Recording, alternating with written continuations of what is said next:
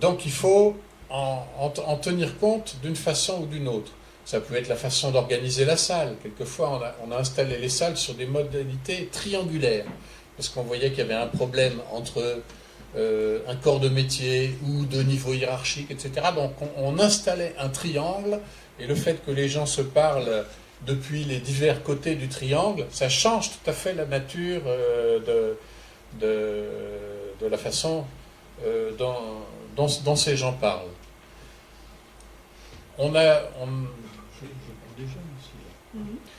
eu un cas, par exemple, c'était dans un dispositif de longue durée, mais ça ne change rien. C'était un dispositif qui réfléchissait sur le futur de la production électrique. Et là, ce qui nous avait frappé, c'est que dès qu'un jeune parlait et qu'il essayait de dire quelque chose sur la façon dont il voyait le futur, ou d'inventer quelque chose, immédiatement il y avait des anciens qui le flinguaient en quelque sorte, en disant que oui, ils avaient déjà essayé ceci, cela, etc. Donc ils étaient étouffés, mais absolument systématiquement. Donc à un moment donné, on a proposé aux jeunes de faire des journées autonomes, hein. C'était un rassemblement, en plus c'était une intervention très compliquée parce qu'elle était sur 4 sites nucléaires à la fois, etc. Donc on les a rassemblés dans un seul lieu pour qu'ils puissent justement avoir le droit de dire et d'élaborer ce qu'ils pensaient, protégés au fond du fait que les anciens les flinguaient systématiquement. Donc ça leur a permis d'échanger entre eux, d'élaborer leur position et de revenir l'exposer. Bon, ça c'était une sorte de dérogation au principe d'assemblée, qui fait qu'on met dans la même salle tous les gens pour qu'il puisse y avoir des échanges de positions. Mais là, c'était une position qui était en quelque sorte tuée dans l'œuf. Bon. Donc, nous n'avons pas peur de modifier le dispositif. On est tout le temps finalement attentif à ce qui se passe, et en fonction de ce qui se passe, un peu comme on essaierait de faire fonctionner un feu, bon, si ça flambe trop, ben, on enlève quelques bûches. Si au contraire le feu s'éteint, il faut absolument faire quelque chose et trouver des modalités pour que ça fonctionne, en mettant éventuellement des gens à l'écart, en les faisant revenir après, etc. Voilà, c'est ça, c'est cette idée de circulation d'énergie. Alors Dominique a parlé tout à l'heure de forme sociale, force sociale. On peut donc dire que le dispositif, c'est une forme qu'on propose nous, hein, avec un certain nombre de règles au début d'assemblée dans laquelle on veut que tous les protagonistes concernés par le problème posé soient présents. C'est une forme sociale qu'on va superposer à la forme sociale habituelle de l'établissement. Et cette forme que nous proposons, elle est vide, en fait, elle est vide de contenu. C'est un mode de fonctionnement. Quand on nous appelle, on dit vous allez réunir toutes les personnes concernées par le problème que vous posez et on va démarrer la socialisation. C'est une forme qui se superpose. Dans le cas des automaticiens, ils étaient pratiquement en grève. Obtenir la suspension de l'activité pendant 3 jours, c'était pas très difficile. Elle était déjà suspendue, d'une certaine manière, par la grève. Donc la socianalyse superpose une forme sociale à la forme habituelle de l'établissement. Oui, c'est l'autre. On arrive donc, pour revenir sur ce concept de forme sociale, force sociale, le dispositif, la forme sociale, habituellement, elle contient le jeu des forces sociales. Mais quand vous êtes appelé par quelqu'un à intervenir, c'est parce que cette forme sociale ne réussit plus à contenir le jeu des forces sociales, en fait. Ce qui fait qu'on est dans une situation de crise. On est en situation de crise quand le jeu des forces sociales n'est plus contenu par la forme sociale habituelle de l'établissement. Donc si on superpose une forme qui est le dispositif proposé par les socianalystes à la forme sociale de l'établissement qui est en crise, on fait un basculement de la situation de crise à une situation de critique. Cette différenciation crise et critique, qui était proposée par Henri Lefebvre, je crois, c'est justement de dire, au lieu d'aller on ne sait pas où par la crise, puisque quand on est en crise, comme disait Gurvitch, on est dans le social en ébullition, c'est-à-dire on ne sait pas ce qui va sortir de là. Par contre, la socianalyse, c'est une sorte de crise à froid qui permet de libérer de l'activité critique, de la parole sur ce qui est en train de se passer, pour sortir précisément de cet état de crise. Oui, pour revenir sur cette idée qui nous avait d'ailleurs marqué, Dominique et moi, on a eu comme enseignant donc, un grand sociologue qui s'appelle Henri Lefebvre, et qui faisait tout un travail sur ce qu'il appelait les catégories spécifiques de pensée, etc. Donc sur la crise, il insistait là-dessus que quand une crise fonctionne, la situation ne peut plus rester en l'état, et il y a en quelque sorte une sorte de fourche qui va fonctionner, mais on ne sait pas comment la crise va évoluer et quel va être le type de sortie. Ça peut aller dans un sens, ça peut aller dans l'autre sens, on est livré en quelque sorte au hasard absolu. Et lui, il opposait beaucoup à cette histoire de crise la fonction critique. Parce qu'il disait, la critique, c'est une façon d'ouvrir la crise avant, en amont de la crise. Donc, on l'ouvre à froid, on l'ouvre intellectuellement parlant. Et en l'ouvrant intellectuellement parlant, on peut voir ce qui peut arriver comme type de perspective. Entre quoi et quoi, ça peut basculer. Et du coup, on peut voir ce qu'on ressent comme bon, ce qu'on ressent comme mauvais. On peut en quelque sorte conduire.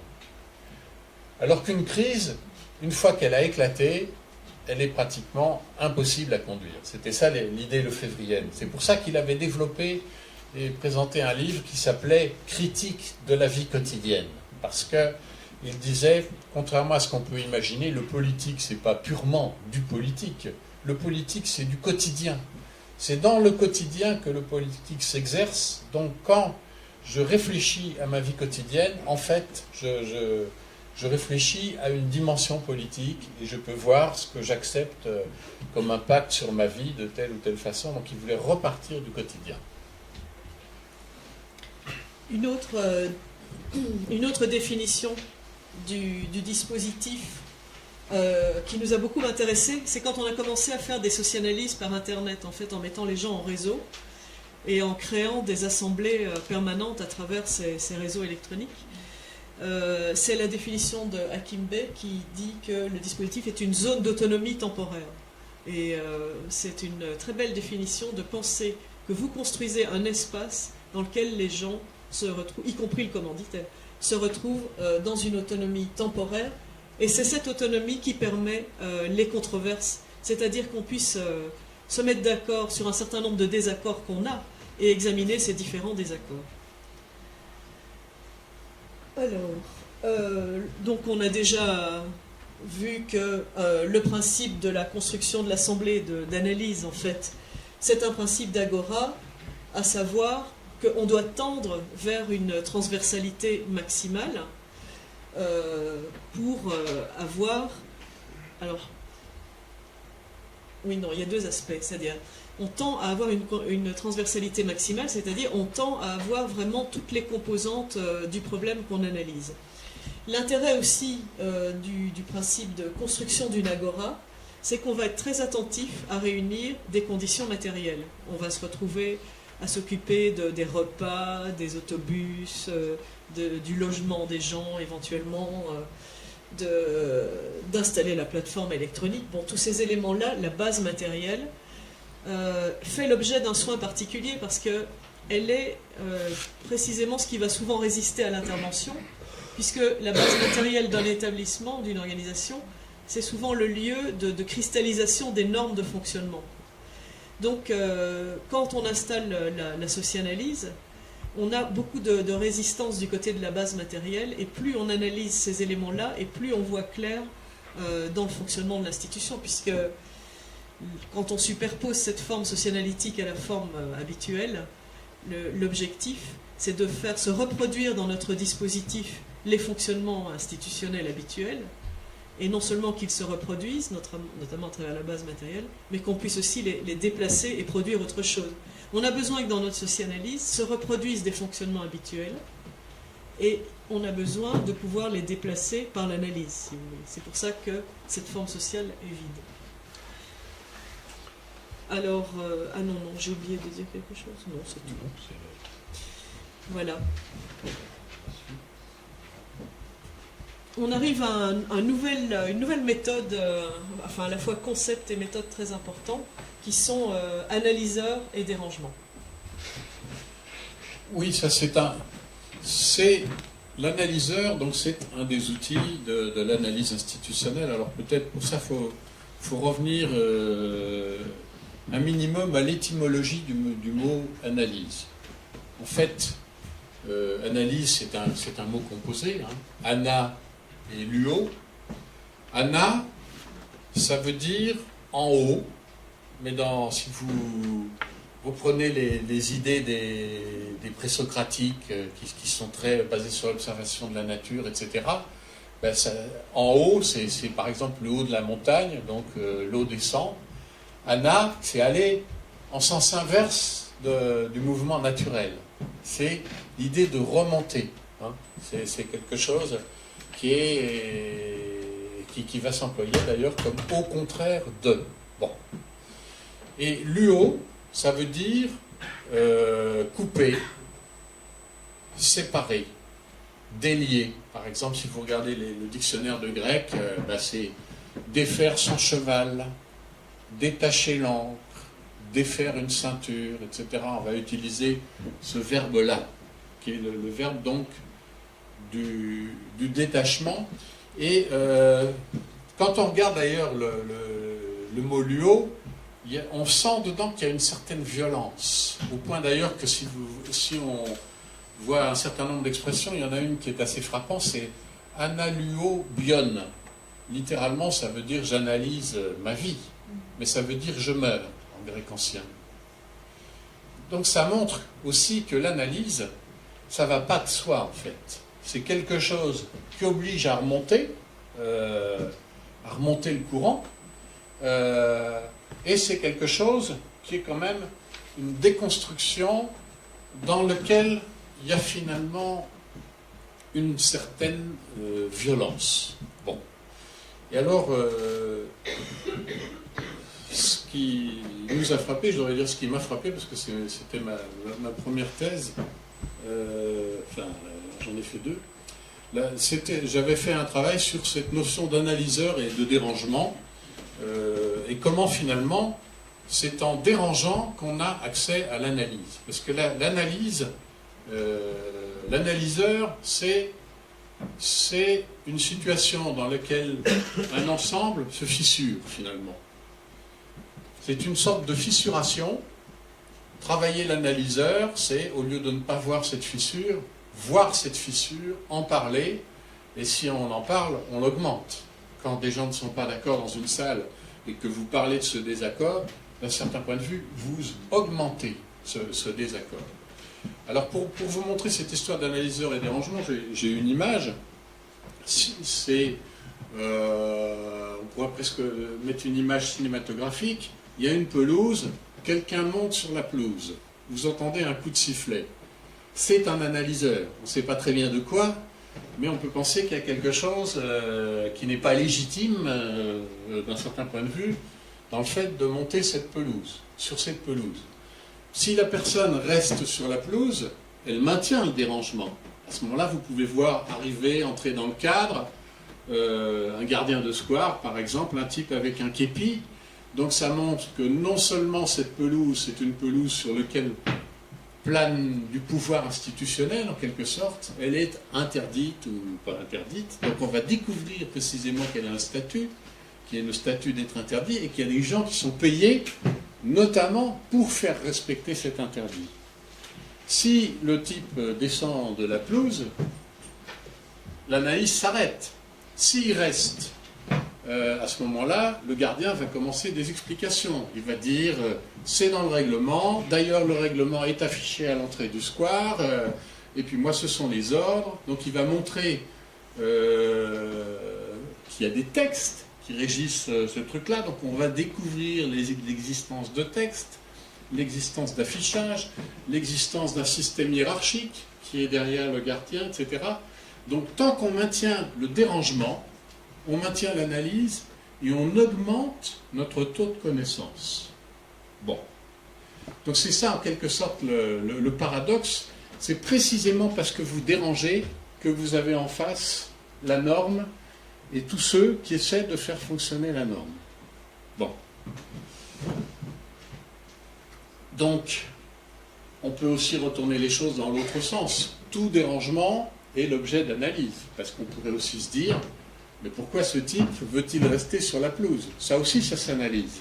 On pourrait interviewer le type sur quel est son rapport à l'ordre qui fait que dès qu'il voit un képi, il n'a plus envie de descendre et qu'il veut précisément rester sur la pelouse. Est-ce que c'est un rapport négatif à la pelouse, c'est-à-dire il veut l'abîmer, ou est-ce que c'est un rapport négatif à l'ordre social?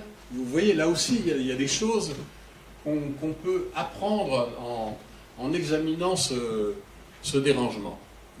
Mais notre dispositif, finalement, c'est un dérangement maintenu, en fait. Parce que ce qui est déjà dérangeant,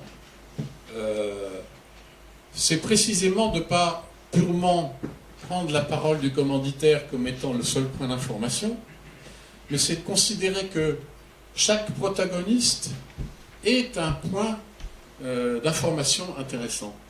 C'est cette dimension de suspension des pouvoirs qui est la première chose et le premier dérangement. Les gens nous disent souvent ce qui est intéressant, nous disent souvent ce qui est intéressant dans la socianalyse, c'est qu'on est avec les chefs, etc., mais on est à égalité de dignité. Égalité de dignité, c'est pas nous qui avions inventé ce mot, mais c'était un peu intriguant, ça voulait dire que la parole de n'importe quelle personne de la salle est aussi digne d'intérêt que celle du chef ou de celui qui a passé commande. Voilà. Et ça, c'est déjà un dérangement, parce que c'est une façon de ne pas respecter l'ordre habituel des choses. C'est pour ça qu'il y a une sorte de dérangement entre le dispositif que nous proposons et la façon dont ça fonctionne habituellement, qui fait que si le chef dit ça, on le fait, ou alors on peut s'opposer, mais en s'appuyant sur des puissances syndicales, etc. Bon. L'institution collective des règles, c'est un dérangement. Le fait, par exemple, que les gens veulent parler de ça, et éventuellement on dit, vous avez parlé de ça, de ça, de ça, dans quel ordre voulez-vous décider qu'on en parle? Donc là, c'est à nouveau pas le hiérarchique qui va décider, les gens vont lever la main, et hop, ça va être décidé en quelque sorte par la majorité qui est présente. Mais c'est pas ça qui se passe habituellement dans le mode de fonctionnement des services où nous intervenons. La prise en compte de la position d'une seule personne est un dérangement. Parce que, quelquefois, si c'est une personne ou une minorité, on ne l'écoute pas. Alors que là, nous, en tant qu'intervenants, on va dire peut-être qu'il n'y a que lui qui pense ça, mais peut-être qu'il a un angle qui nous permet de mieux comprendre la situation, et ça, c'est intéressant. On s'est aperçu d'ailleurs que c'était un point qui nous reliait avec le nucléaire d'une certaine façon, parce que la sûreté nucléaire, elle ne peut reposer que sur le fait que même si une personne voit une fissure et quelque chose de problématique, il faut regarder s'il n'a pas raison. Si vous passez et si vous fonctionnez à la majorité, vous risquez de passer à côté du petit détail qui est potentiellement porteur d'accident. C'est pour ça que ça nous a absolument passionné le lien entre le nucléaire et la socianalyse. Donc vous voyez que l'analyseur, en fait, il vous fait accéder à des clivages qui ne sont pas les clivages habituels. Et que il y a des clivages institués, il y a les vieux, les jeunes, les chefs, les salariés, il y a la hiérarchie, les ouvriers, etc., les médecins, les infirmières, enfin, il y a toutes sortes de clivages institués. Mais quand un analyseur émerge, soit qu'il soit construit par le dispositif, soit qu'il émerge dans l'intervention, à ce moment-là, on accède à des clivages complètement différents. D'ailleurs, il y a des analyseurs dans la vie, par exemple, le port du voile. On a bien vu que c'était un analyseur, ou le mariage pour tous. Voilà, donc on a des positions qui ne sont pas les positions traditionnelles, la droite, la gauche. On accède à d'autres clivages par les analyseurs. Un exemple d'analyseur construit qui est très intéressant à raconter, je trouve, c'est une intervention dans une PME. C'est une PME d'imprimeurs qui sont autogérés et qui sont en grande difficulté parce que ils se tapent dessus, ils cassent leur machine. En fait, ils sont en train de tomber en faillite pratiquement. Et ils font venir deux socianalystes pour essayer d'analyser cette situation. socianalyste qui explique rapidement les règles de la socianalyse, assemblée, bon, et une règle de l'époque, parce que c'était il y a quelque temps, était l'autogestion du paiement des analystes. C'est-à-dire que c'était un analyseur construit, hein, c'est-à-dire aux gens, l'assemblée va déterminer combien vont être rémunérés les 2 socianalystes que nous avons appelés. En fait, l'intervention n'a porté que sur cet analyseur argent, et ils sont passés à travers la question du paiement des intervenants par l'analyse de leur projet, comment ils voulaient être rémunérés, pourquoi ils n'étaient pas rémunérés comme ils le voulaient, et comment la rémunération qu'ils pourraient donner aux socianalystes serait symbolique d'un mode de fonctionnement différent et nouveau qu'ils souhaiteraient établir entre eux. Bon, je trouve qu'on voit très bien dans un exemple comme ça, que je raconte très vite, que Patrice pourrait raconter pendant des heures, étant donné que ça a été une intervention très difficile à conduire, mais on voit quand même bien comment, rien qu'à travers cet analyseur-là, ils ont pu travailler à une refondation institutionnelle entre eux. Si, je vais quand même vous donner quelques éléments. Donc c'était un groupe qui s'appelait les... Je ne dis pas comment il s'appelait. Voilà. Et donc, quand on leur a dit qu'une des tâches c'était le paiement, ils étaient très énervés par ça et qu'on leur rappelle périodiquement ça. Donc à un moment donné, ils ont dit au comptable, bon, regardons combien on va dans les caisses, etc. Et alors, à partir de l'analyse financière, qu'est-ce qu'on voit? On voit qu'en fait, c'était des gens de gauche, donc ils étaient utilisés par les partis, par des groupes gauchistes, etc., pour faire des affiches, etc. Et en fait, tous ces gens-là avaient l'habitude de ne jamais les payer. Comme ils n'étaient pas payés, il fallait qu'ils surbossent. Donc, quand on est venu, ils bossaient pratiquement 16 heures par jour. Comme ils étaient énervés, ils cassaient les machines. Et à chaque fois qu'ils cassaient une machine, ça coûtait une absolue fortune de casser les machines. Parce que c'était une imprimerie avec des plaques. Les plaques cassaient, des morceaux étaient dans la machine. Donc, il fallait la démonter, ce qui prenait plusieurs jours de techniciens très spécialisés qui coûtaient une fortune. Donc ça augmentait le trou, donc il fallait travailler encore plus pour pouvoir payer la réparation de la machine. Donc ils étaient en quelque sorte dans une espèce de cycle infernal. Ce cycle infernal faisait qu'ils se tapaient dessus avec des morceaux de rouleau d'imprimerie. On était au bord soit d'une fracture du crâne, soit de quelque chose comme ça. Et alors, ce qui est assez... très intéressant justement dans la façon dont ça s'est terminé, puisque finalement il n'y avait pas tellement d'argent, puisque l'argent il était tout le temps perdu, quoi, en quelque sorte. Mais ils ont beaucoup discuté de notre paiement et ils ont décidé de nous payer de la façon dont ils voudraient eux-mêmes être payés. Ils nous ont payés d'ailleurs. Parce que ça leur permettait de regarder leur mode de fonctionnement économique et comment ce mode de fonctionnement économique, avec tout un tas de rapports affectifs avec d'autres gens, etc., faisait qu'ils étaient partis dans une catastrophe. Voilà. Alors, dans le dispositif surviennent aussi des analyseurs naturels. Enfin, les analyseurs construits, ce sont ceux que nous introduisons nous. Vous avez des analyseurs naturels introduits par les gens, qui associent ce qui se passe à quelque chose. C'est pour ça qu'on a une règle de ici et maintenant et qu'on peut déprogrammer ce qui était prévu, puisque quand un analyseur survient, il faut le travailler, il ne faut pas le laisser passer. Les analyseurs naturels repérés par les intervenants, ceux qui traversent l'ici et maintenant. Alors, une règle fondamentale de conduite d'un dispositif, c'est de faire très attention à régler l'écart entre le champ d'analyse et le champ d'intervention. Si vous voulez, votre champ d'intervention, il est défini par votre assemblée, c'est-à-dire l'assemblée délimite le champ d'action que vous allez pouvoir déployer. Alors que le champ d'analyse de cette même assemblée peut être immense. À la limite, ils peuvent même avoir une approche de la mondialisation, par exemple, voilà. Ou en tout cas une approche beaucoup plus large que le champ d'action de cette assemblée.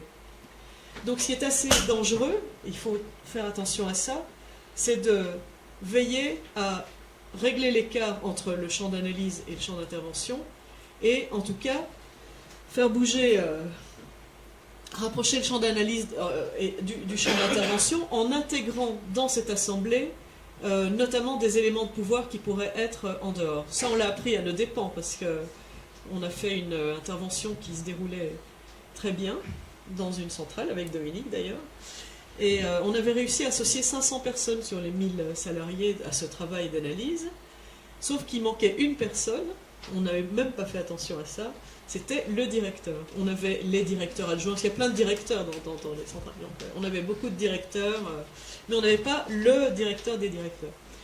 Et en fait, on avait fait des affiches pour demander aux gens de participer au travail d'analyse. Et le patron du patron est venu faire une visite, il a vu les affiches, et il lui a simplement dit « Est-ce bien opportun tout cela ?»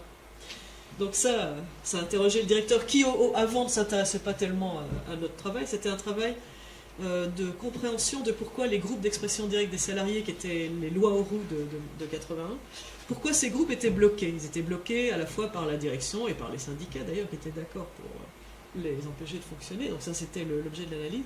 Lui, il ne s'y était pas tellement intéressé. Mais la petite phrase du directeur... Qu'est-ce que tu fais là? Est-ce bien opportun? Donc il s'est intéressé à la chose. Et quand il a vu le rapport d'analyse qui sortait des assemblées, alors là il a arrêté complètement l'intervention d'un coup. Donc on voit bien que le pouvoir doit toujours être intégré dans le dispositif. Il faut qu'il soit à l'intérieur de l'assemblée d'analyse, et il ne faut pas laisser des points de tension non maîtrisés à l'extérieur. Parce qu'autrement, on peut vraiment se bercer d'illusions, c'est-à-dire on peut se dire, ben, ça y est, je suis en train de régler tel problème, mais on s'expose à des retours de manivelle extrêmement brutaux, et on est responsable en fait de ne pas avoir fait prêter attention à ces aspects-là. Oui, c'est ça. Oui, non, je vais vous raconter justement une autre intervention qui montre ce problème de champ d'analyse et champ d'intervention. Bon, c'était... une intervention dans un hôpital, dans une ville européenne, où on était venu pour faire une formation à l'analyse institutionnelle, en fait. Bon. C'était la commande. C'était la commande. Mais, habitude, instinct, même si c'est une formation, il faut quand même essayer de comprendre pourquoi cette formation est là. Et alors, on va finalement découvrir qu'en fait, on est là parce qu'il y a eu des incidents très graves, il y a une augmentation de la mortalité infantile. Bon. Et alors on va petit à petit découvrir ce qui s'est passé, c'est-à-dire que c'était un hôpital et puis à côté vous aviez une école d'infirmières, c'était un système relativement associé. Et alors des stagiaires, dans leur rapport, mettaient que la démarche de soins qu'on leur enseignait à l'école n'était pas pratiquée dans l'hôpital.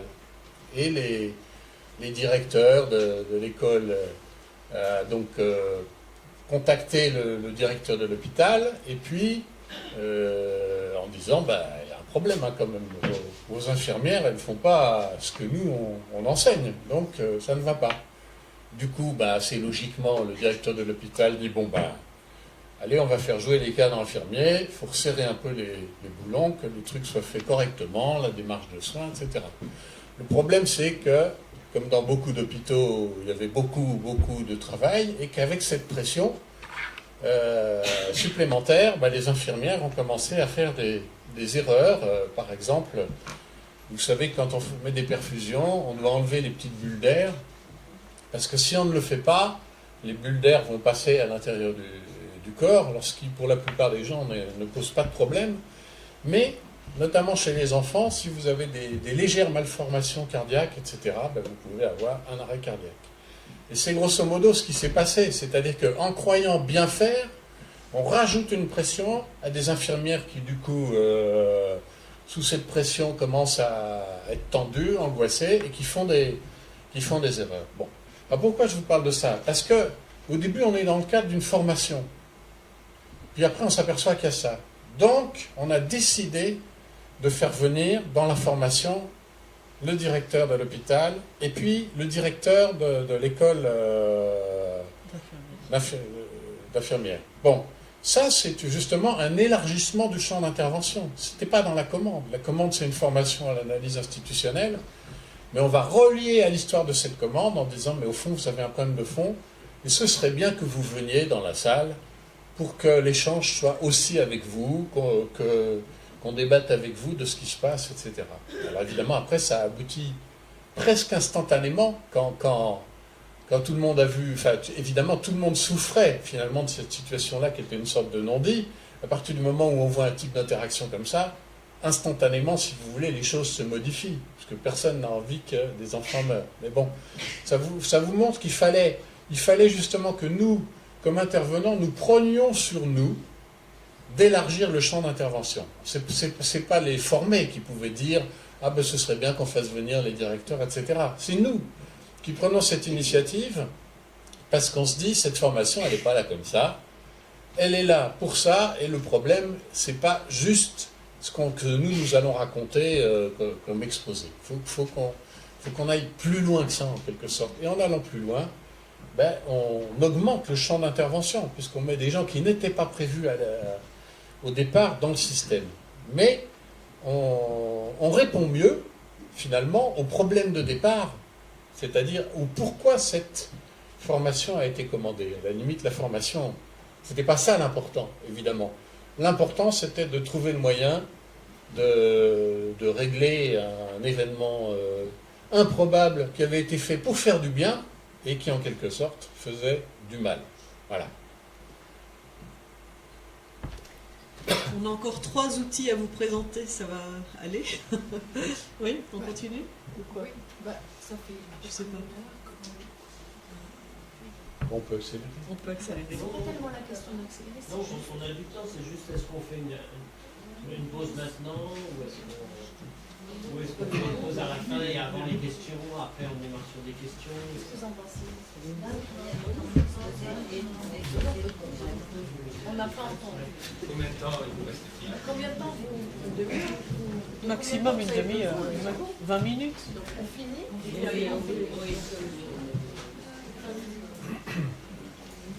Bon, on a déjà dévoilé largement le principe de triangulation. Vous voyez que dans une assemblée, il y a ce que nous appelons le staff intervenant, l'équipe d'intervenants, puisqu'on n'intervient jamais seul en socianalyse, on va en parler après. Il y a le groupe client, l'assemblée, et puis il y a une partie requérante, ce qu'on appelle une partie requérante, c'est-à-dire une personne ou un groupe de personnes qui est en minorité ou qui est assez innovant ou qui dérange, enfin, qui souhaite être entendu. Donc, il faut toujours se placer dans l'assemblée socianalytique dans un triangle. C'est-à-dire, on ne doit jamais être face à l'assemblée, on doit toujours être face à 2 pôles de relation. On appelait la partie requérante parce que ce sont des personnes qui profitent de l'assemblée pour faire valoir un point de vue ou poser un problème ou une analyse que d'habitude on n'entend pas. Alors, pour faire parler ces différentes parties requérantes, on pratique une stratégie d'alliance mobile, c'est-à-dire que quand on voit qu'une personne n'arrive pas à se faire entendre ou veut faire valoir un point de vue, on se met en alliance, c'est-à-dire que c'est nous qui allons mettre l'éclairage sur ces personnes-là. C'est nous qui allons dire, bon maintenant on va écouter cette personne-là, vous vous taisez, on va développer le point de vue de cette partie. Ce qui suppose des alliances mobiles, donc ça ce n'est généralement pas tellement bien vécu par les participants, mais on va être en alliance avec l'un, puis en alliance avec l'autre, puis avec l'autre, de façon à ce que chacun puisse s'exprimer.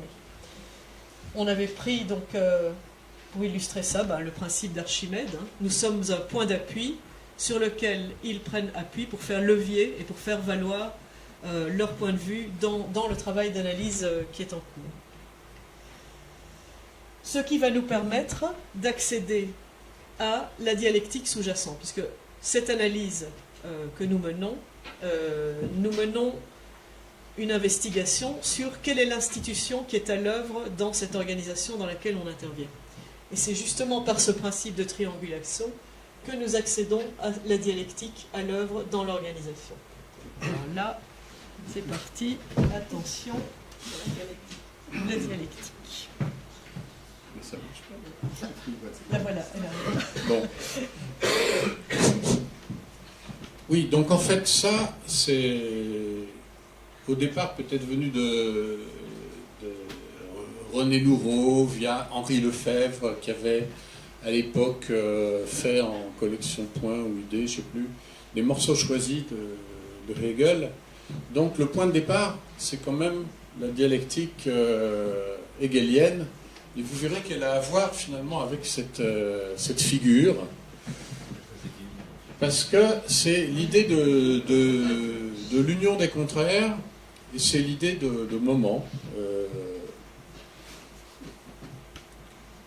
Il va apparaître.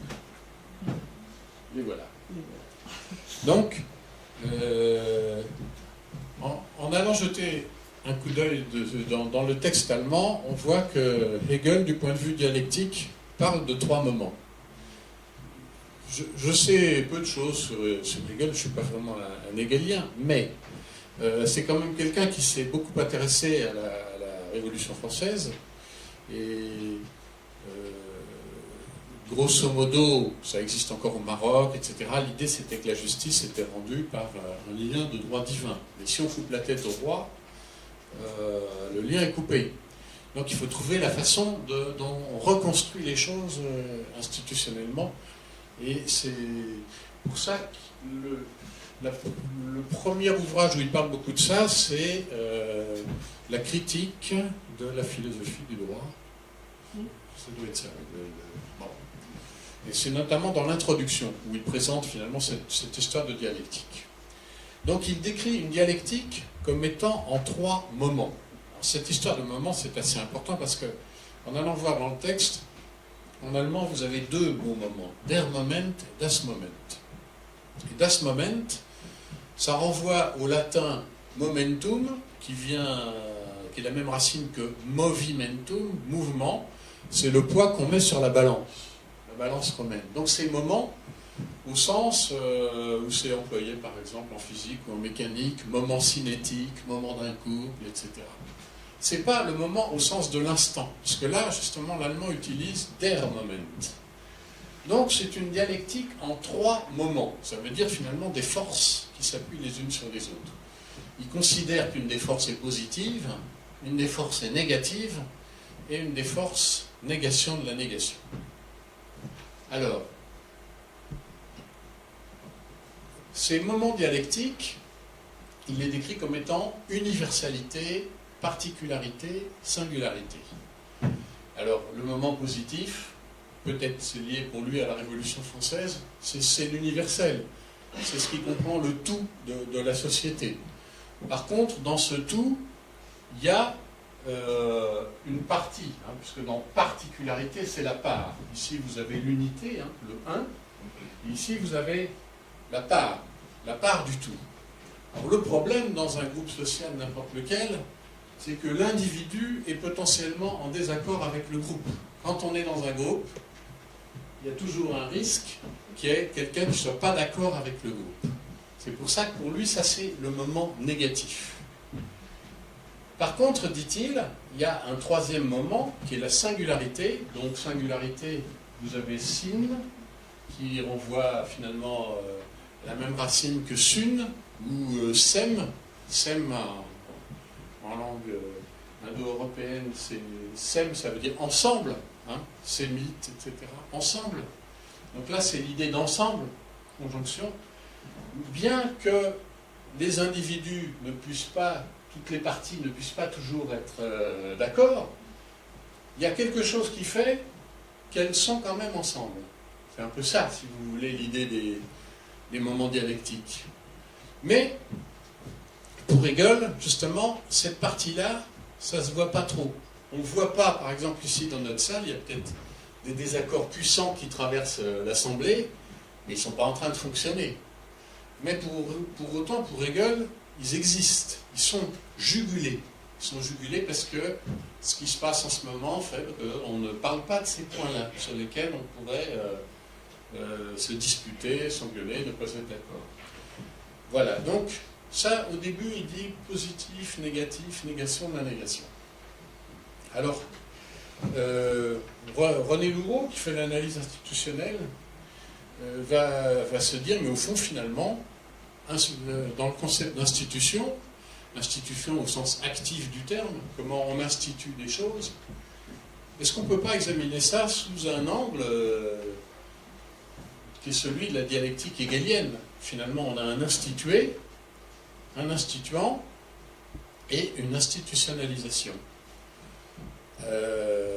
C'est-à-dire l'institué, c'est ce qui est déjà là, l'instituant, c'est des pratiques qui ne sont pas forcément en accord avec ce qui est déjà là, et l'institutionnalisation, c'est le basculement de là. Non, de juste celui de l'avortement. De, De juste celui de l'avortement. de